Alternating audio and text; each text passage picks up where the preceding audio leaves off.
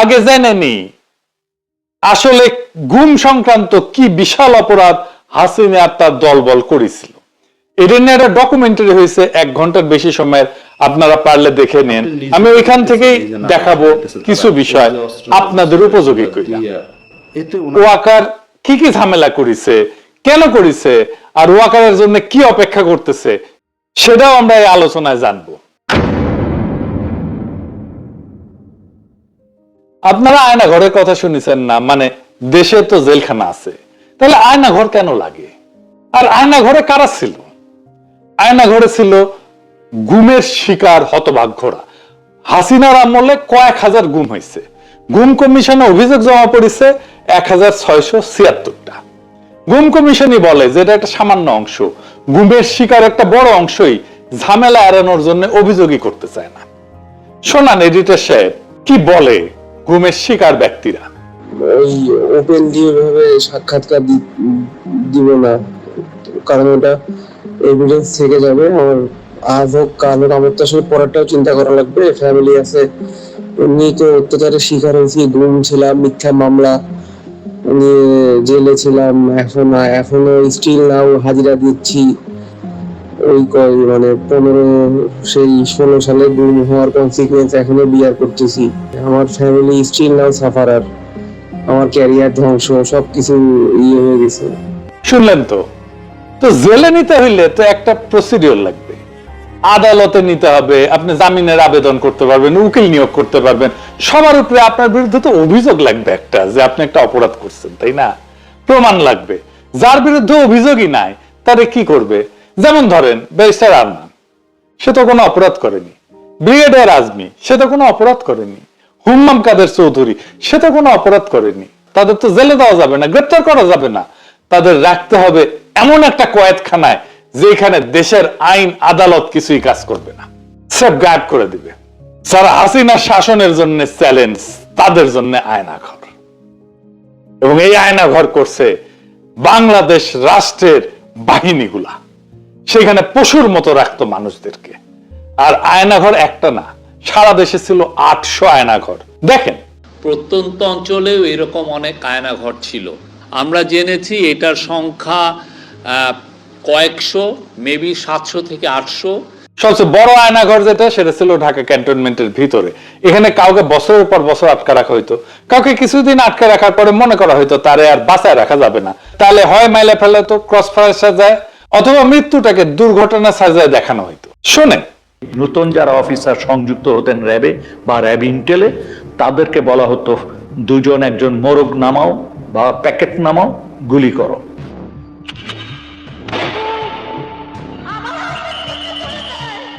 যখন ক্রসফায়ার বেশি সমস্যা হয়ে গেল আন্তর্জাতিকভাবে এবং জাতীয়ভাবে, যে এরা এটা নিতে পারতেছিল না আর এটা ক্রিটিসিজম, তখন ওরা বললো যে আরে আমরা বডি প্রডিউস করি কেন, নাই করে দিলি তো হয়, তাহলে তো কেউ বুঝবে না কি হয়েছে। তখন এইটাই মুভ করলো ওরা, এটা একটা ডিসিশন ছিল।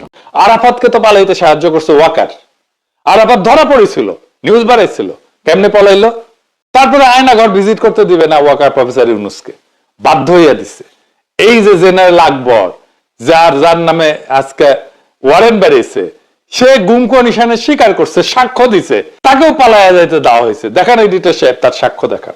এই প্রসেসের পিকে প্রাইম মিনিস্টার্স অফিস, অনেক সময় ওনার পক্ষ থেকে ডিফেন্স অ্যাডভাইজার ছিল, তখন উনিও মাঝে মাঝে ইন্টারফেয়ার করতেন, কথা বলতেন, আদেশ নির্দেশও দিতেন। So out of the way I went to PM and requested her যে সালাউদ্দিন কাদের চৌধুরীর ফাঁসি হয়ে গেছে, তার ছেলেটাকে এটা করা হয়েছে, এটা খুব এটা দেখা উচিত, আমাদের ফ্যামিলিটা খুব broken and his relatives have requested। আমি নিজে প্রিয়ামকে বলেছি, আমার সাথে মানে আমি 2 বার ওনাকে বলেছি, এটা আমার নিশ্চিত মনে আছে। And her response was ছেড়ে দিব না, ছেড়ে দিব না, মানে আমি দেখি কি করা যায়। অ্যাডভাইজারকে তুমি বলছো, আমি বলছিস।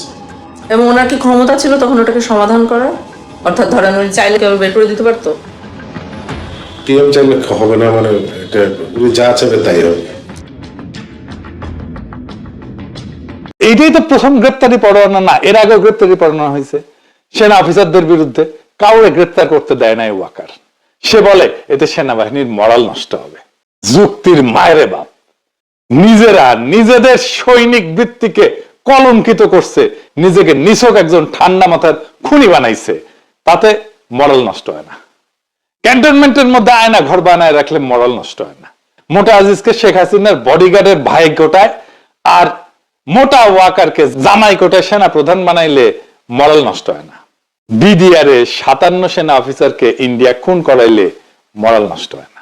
কয়েক মাইল দূর থেকে বিডিআর হেডকোয়ার্টারে কাউকে রক্ষা করার হিম্মত দেখাইতে না পারলে মরাল নষ্ট হয় না। ব্রিগেডিয়ার আজমিকে আয়না ঘরে আটকায় রাখলে মরাল নষ্ট হয় না। আর তারা যে বছরের পর বছর যেই সৈনিকেরা পাহারা দিছে, তারা দেখে নাই একজন নিরাপরাধ চৌকস উচ্চ পদস্থ সেনা অফিসারকে বিনা আইনে এইভাবে বন্দি করে রাখা হয়েছে, তাদের মরাল নষ্ট হয় নাই? তারা কথা বলে না এটা নিয়ে তার পরিবারের সাথে, তার বন্ধু বান্ধবের সাথে, তার কলিগদের সাথে? নারায়ণগঞ্জে কন্ট্রাক্ট কিলিং করে 7 জনকে মাইরা শীতলক্ষায় ভাসায় দেওয়া মরাল নষ্ট হয় নাই সেনাবাহিনীর? আবদার ধরিছে মার্শাল ল কোর্টে বিচার করতে হবে। কেন জানেন? মার্শাল ল আইনে গুম কোনো অপরাধ না, তাই মার্শাল ল কোর্টে বিচার করলে সবাই খালাস পেয়ে যাবে। চিকনা বুদ্ধি আছে ওয়াকারের, শুধু বুড়ি মোটা না, মাথার বুদ্ধিও চিকনা আছে। কর্নেল ফারুক, মেজর ডালিমকে মার্শাল ল কোর্টে বিচার করা হয়েছিল। অপরাধ করলে বিচার হবে বাংলাদেশের আইনে। গত 15 বছরে সেনাবাহিনীর মরাল কি ঘুমাইতেছিল? ওয়াকার জানে কই তার বিপদ, তাই সে আমাদের পিছে তার কুত্তার পোত বালকদের লাগাই দিছিল। এক পোত বালক তো তার হিরো বানায় আল জাজিরায় স্টোরি করেছে, আর আরেক পোত বালকের সাক্ষাৎকার দেয় ওয়াকার। এক সময় তো ওয়াকারের নিয়ে কিছু কয় যেত না, টাকা পয়সা ছড়ায়, বট বাহিনী লাগায়, এইসব পোত বালকদের দিয়ে ক্যাম্পেইন করায় নিজের বিপ্লবের হিরো বানায় ফেলেছিল। থাইল্যান্ডে গেছিল এই দুই পোত বালক একই টাইমে পেমেন্ট আনতে গেছিল কিনা কে জানে, জিগান।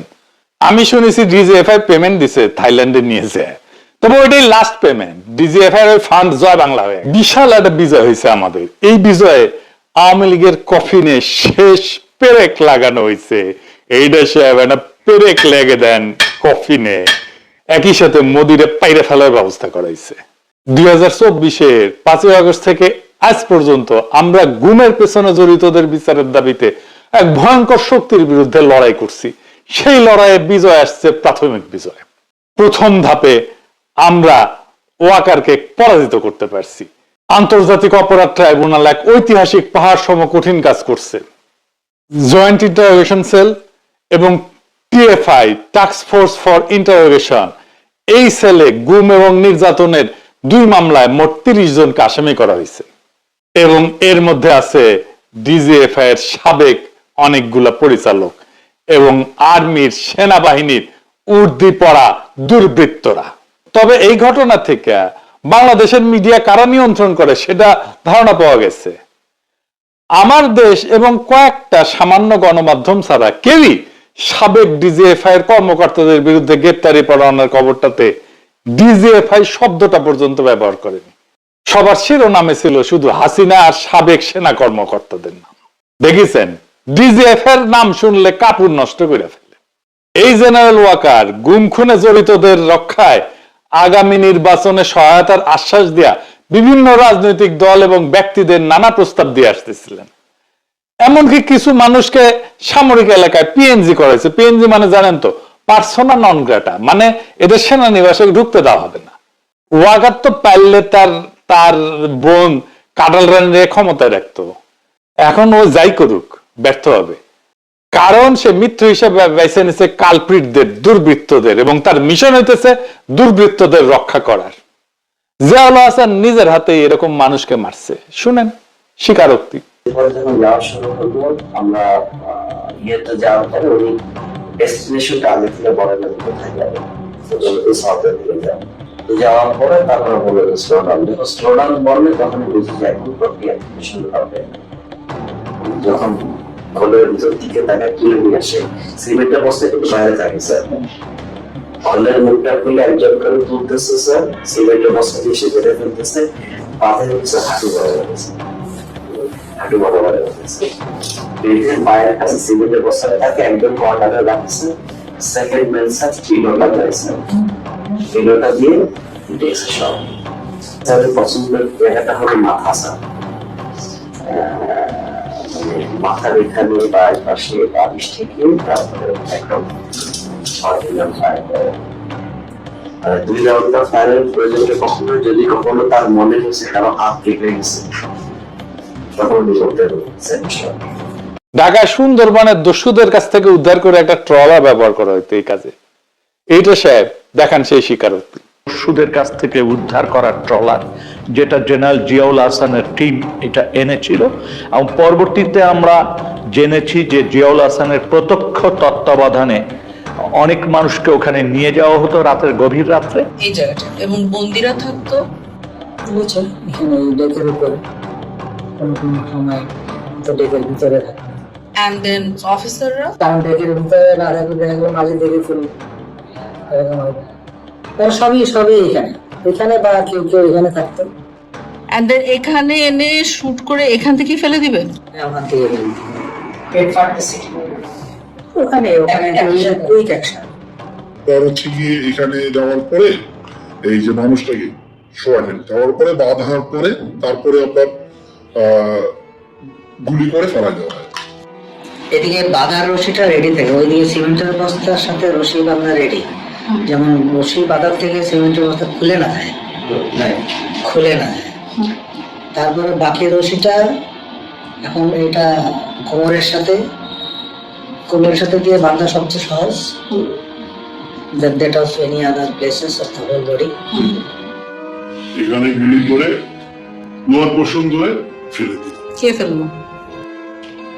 জিয়া তো গুলি করলো, এখন জিয়েই ফেললো না সাথে আরো যে লোক ছিল তার কে ফেললো এটা আমার খেয়াল নাই, এখান থেকে করে ফেলে দিল। আবার কাউরে ইন্ডিয়া পাচার করা দেওয়া হইতো, যেমন সুখরঞ্জন বালিকে দেওয়া হয়েছিল, সালাউদ্দিন সাহেবকে দেওয়া হয়েছিল রাষ্ট্রীয়ভাবে। এইখানেই ধরা খাবে মোদি আর তার বাহিনী। এইসবের মধ্যে মূল ভূমিকা পালন করছে সেনাবাহিনীর কর্মকর্তারা। ওইখানে নিয়ে দুইটা লোক আইছিল হুন্ডাই করে, বললো তোর পার করে দেব, তারপরে তুই ওই জায়গায় কতদিন থাকবি, আবার আমরা তোর আবার ব্যাগ নিয়ে আসবো। ওরা আবার ওই দেশ থেকে কারা যেন আসছে স্যার, আপনার ওদের ইন্ডিয়ানরা আসছে, ওরা দুইজনকে দিল, আমরা দুইজনকে দিলাম। মানে ওরা দুইজন বন্দিকে দিল, আপনাদের বন্দি দুজনকে ওদেরকে দিয়ে দিল, হ্যাঁ। যাদেরকে হ্যান্ড ওভার করলো ওদেরকে নিয়ে আবার কি করলেন? ওদেরকে নিয়ে স্যার রাস্তায় দুজনকে স্যার ক্রস ফায়ার দিয়ে ফেলাই দিয়ে আসছে। দুর্বৃত্ত কর্মকর্তারা শুধু একটা প্রমোশন, কিছু টাকা পয়সা, কিছু ক্ষমতা, এটার লোভে এইভাবে খুনি হয়ে উঠছিল তারা। তাদের সৈনিক বৃত্তিকে তারা জলাঞ্জলি দিছিল। তারা সৈনিক ছিল না, তারা এখনো সৈনিক না। সেনাবাহিনী এদেরকে পালতে পারে না। আজকে ওয়াকার বলে সেনাবাহিনীর মরাল নষ্ট হবে। ও তো সেনাই না, ওই তো সৈনিকই না। মরাল কিসের নষ্ট হবে? ওরা রাখলেই তো সেনাবাহিনীর মরাল নষ্ট হবে। ঢাকার আয়নাঘর ছিল ডিজিএফ এর আন্ডারে, ক্যান্টনমেন্টের মধ্যে। র্যাবের সেনা কর্মকর্তারা গুম আর খুনের কাজগুলো করছে। এদের বিরুদ্ধে গ্রেপ্তারি পরোয়ানা জারি করা হয়েছে, সকল প্রমাণ জোগাড় করে মামলা করা হয়েছে। এইটায় ওয়াকারের পুচ্ছে আগুন ধরে গেছে এখন। কেন? কারণ ওয়াকার জানে এইভাবে ধরতে ধরতে ধরতে ধরতে ধরতে তার ফাঁসি কা ফান্ডা আসতেছে। ওর গলা তো ফাঁসির ধরি ধরবে। সে নিজেও তো 2024 জুলাই আগস্টে ছাত্র জনতার বিক্ষোভের বিরুদ্ধে সেনা নামাইছিল, তারা গুলিও করছে, মানুষও মারছে। এর দায় তো ওয়াকারের। সৈনিক আর জুনিয়র অফিসাররা গুলি চালাইতে অস্বীকার করার জন্যই ওয়াকার তার আপারে বাঁচাইতে পারে নাই। এতে ওয়াকারের বিন্দু মাত্র কোনো ক্রেডিট নাই। এই ওয়াকার আয়না ঘরের সব এভিডেন্স নষ্ট করে ফেলছে। এভিডেন্স নষ্ট করা আর একটা অপরাধ। ক্যান্টনমেন্টের এলাকার মধ্যে যদি এভিডেন্স নষ্ট করা হয় আয়না ঘরে, কার সেটা দায়িত্বে পড়ে? তার জিম্মায় থাকা জেনারেল মুজিব পালাই যেতে দিচ্ছে, তার গ্রেপ্তার করা হয়েছিল, রাখা হয়েছে ক্যান্টনমেন্টে, পালায় গেছে। কার দায় তাহলে? এই মুজিবের নামে ওয়ারেন্ট বাড়াইছে, এখন আশ্রয় দিচ্ছে পুলিশ আর আওয়ামী লীগের নেতা কর্মীদের ক্যান্টনমেন্ট গুলোতে, তাদের পালাইতে সাহায্য করছে।